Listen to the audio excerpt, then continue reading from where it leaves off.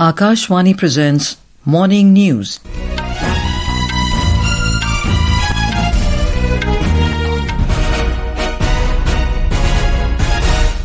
Good morning, I'm Anuja Kumar. The headlines. Prime Minister Narendra Modi to visit Bihar and West Bengal tomorrow to launch multiple development projects. Railways to run over 12,000 special trains for Bihar during Diwali and Chhath Puja. External Affairs Minister S. Jaishankar says India-Russia trade in goods has increased fivefold in 4 years. Israel says it has taken first steps of military operation to capture and control Gaza city. Indian wrestler Tapsya bags gold medal at Under-20 World Wrestling Championships in Bulgaria. And first Khelo India Water Sports Festival to begin today at Srinagar's Dal Lake in Jammu and Kashmir. And now the news in detail. Prime Minister Narendra Modi will visit Bihar and West Bengal tomorrow. During the visit, the Prime Minister will lay the foundation stone and inaugurate multiple development projects worth around 13,000 crore rupees at Gaya in Bihar. More from our correspondent. From Gaya-ji, the Prime Minister will lay the foundation stone and inaugurate multiple development projects. He will flag off the Amrit Bharat Express between Gaya and Delhi and the Buddhist circuit train between Vaishali and Kodarma. The Prime Minister will inaugurate the 660 megawatt Buxar thermal power plant, which has been completed at a cost of 6,880 crore rupees. In a major boost to health infrastructure, he will inaugurate the Homi Bhabha Cancer Hospital and Research Center at Muzaffarpur. Under the Namami Gange program, the Prime Minister will inaugurate a sewerage treatment plant and sewerage network at Munger, built at a cost of over 520 crore rupees. He will also lay the foundation stone for a series of urban infrastructure projects worth around 1,260 crore rupees. With Dharmendra Kumar Rai, Payal Sharma for Akashvani News.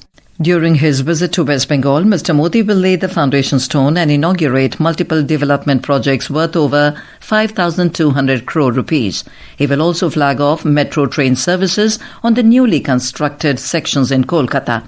Mr. Modi will also lay the foundation stone of 7.2 kilometre long 6-lane elevated Kona Expressway worth over 1,200 crore rupees.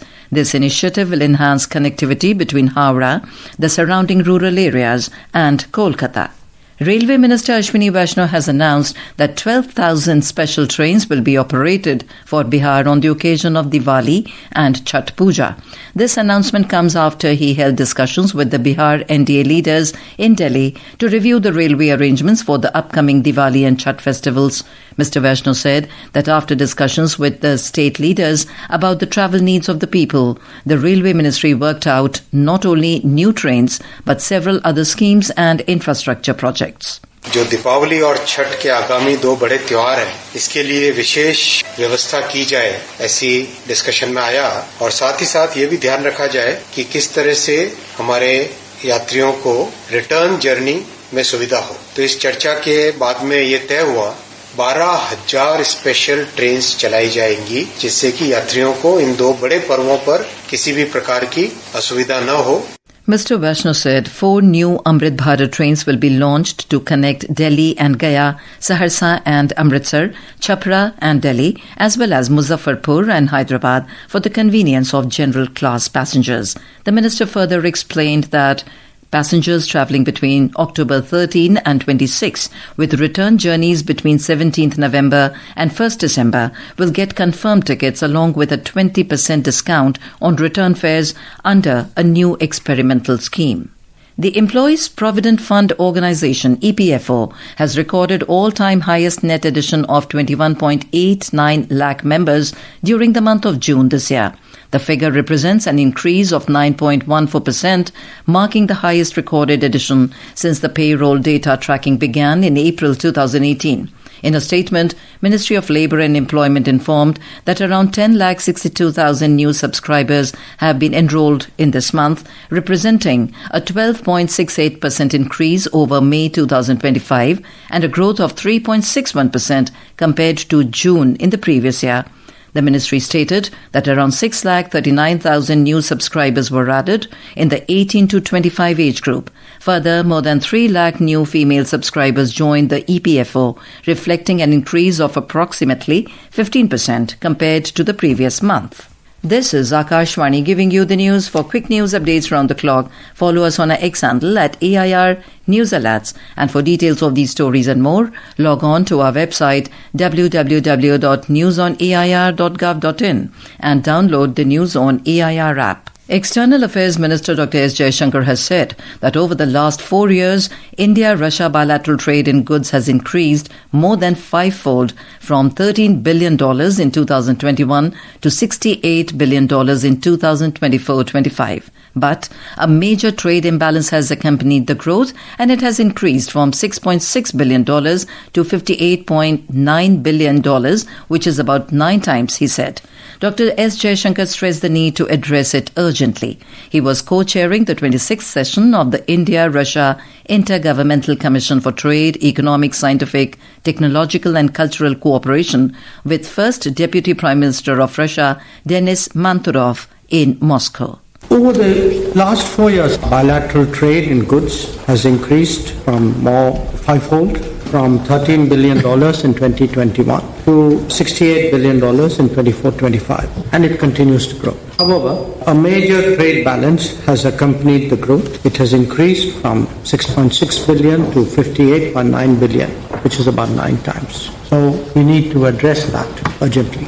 In a social media post, Dr. Jaishankar said they had detailed discussions on the cooperation in a wide-ranging arena, including trade and economic sector, agriculture, energy, industries, skilling, mobility, education, and culture.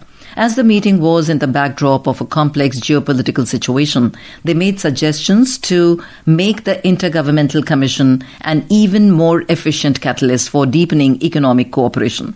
It includes the need for a creative and innovative approach, continuously diversifying and expanding the agenda through mutual consultations. The Israeli military announced that it has started the first steps of a planned ground offensive to capture and control the Gaza city.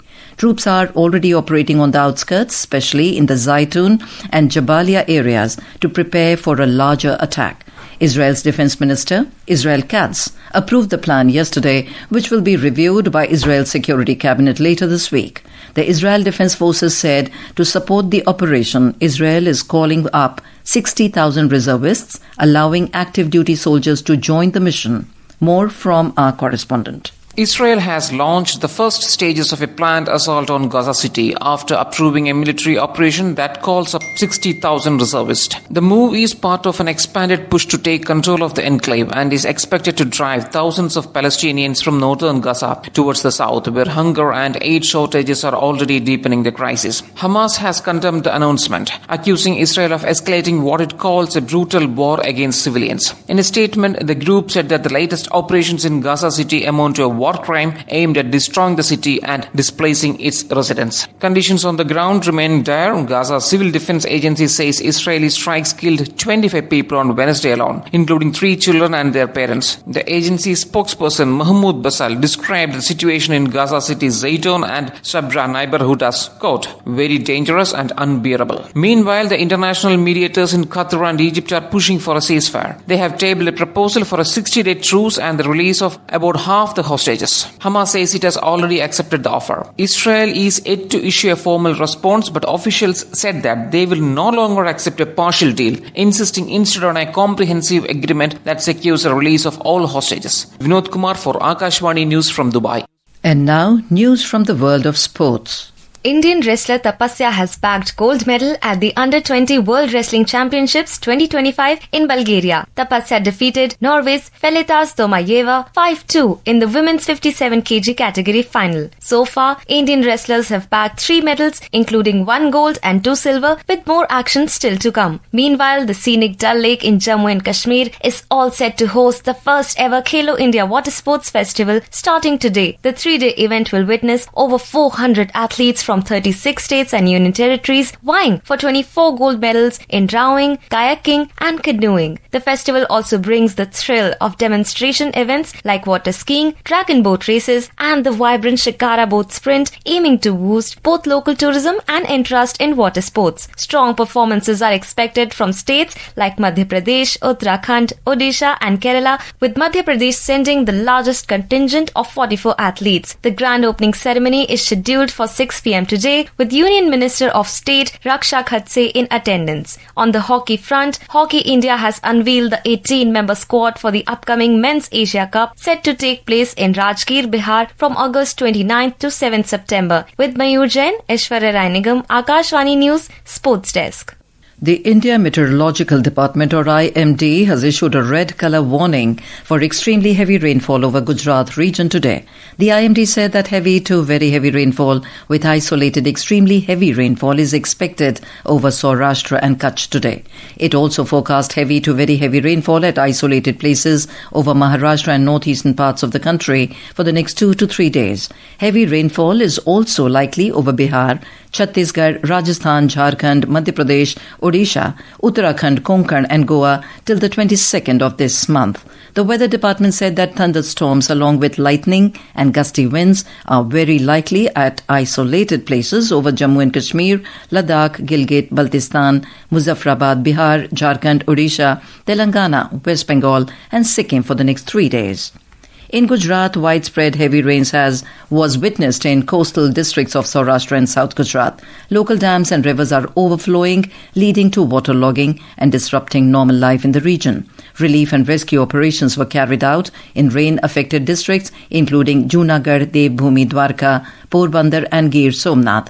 We have a report from our correspondent. Parts of Junagadh district and Porbandar experienced extremely heavy rainfall yesterday. Power supply was affected in more than 200 villages across the rain-affected districts. Nearly 250 roads, including state highways, were closed to traffic due to waterlogging. Around 56 gates of Saurashtra's largest Shatrunjay Dam have been opened and downstream villages have been put on alert. Fishermen and boats stranded at sea due to adverse weather conditions have been advised to anchor on the coast of Maharashtra. South Gujarat districts also continued to experience medium to heavy showers yesterday. The IMD has issued a red alert for Devbhoomi, Dwarka and orange alert for 10 districts of Saurashtra and South Gujarat for today. Aparna Khunt, Akashvani News, Ahmedabad.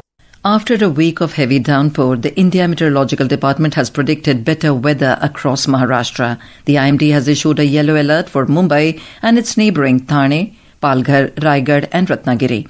An orange alert has been sounded for Ghats of Pune, while yellow alert has been sounded for Ghats of Nashik and Satara. According to reports, crops on over 8 lakh hectares of farmland have been damaged in the state due to widespread rains. In Telangana, the second flood warning was issued late in the night after the water level in River Godavari crossed 48 feet at the temple town of Bhadrachalam in Bhadradri Kothagudem district. And now for a look at today's newspapers, it's over to Shagun Chopra. Thank you, Anuja. The government tables 3 bills in Lok Sabha amid stiff resistance from the opposition. The Hindu headline says, bills to oust arrested PM, CMs to bring morality back into politics. The Economic Times writes, gamers on a losing bet, LS passes bill for blanket ban. In a striking revelation, Russia offers secret discount on crude oil trade to India, states the Pioneer. In a ruling for people to have the right to unhindered, safe access, the Tribune, quoting the Supreme Court, writes, NHAI can't collect toll if road in pathetic condition. Financial Express notes, group of ministers proposes GST waiver on health and life insurance. And finally, the Economic Times referred to easier entry norms to cheer up several electronics and handset companies as India may unlock business visas for Chinese. And with that, it's back to you, Anuja. Thank you, Shagun. And now, before we end the bulletin, the headlines once again. Prime Minister Narendra Modi to visit Bihar and West Bengal tomorrow to launch multiple development projects. Railways to run over 12,000 special trains for Bihar during Diwali and Chhath Puja. External Affairs Minister S. Jaishankar says India-Russia trade in goods has increased 5-fold in 4 years. Israel says it has taken first steps of military operation to capture and control Gaza city. Indian wrestler Tapsya bags gold medal at Under-20 World Wrestling Championships in Bulgaria. And first Khelo India Water Sports Festival to begin today at Srinagar's Dal Lake in Jammu and Kashmir. And with that, we end the morning news. Have a nice day.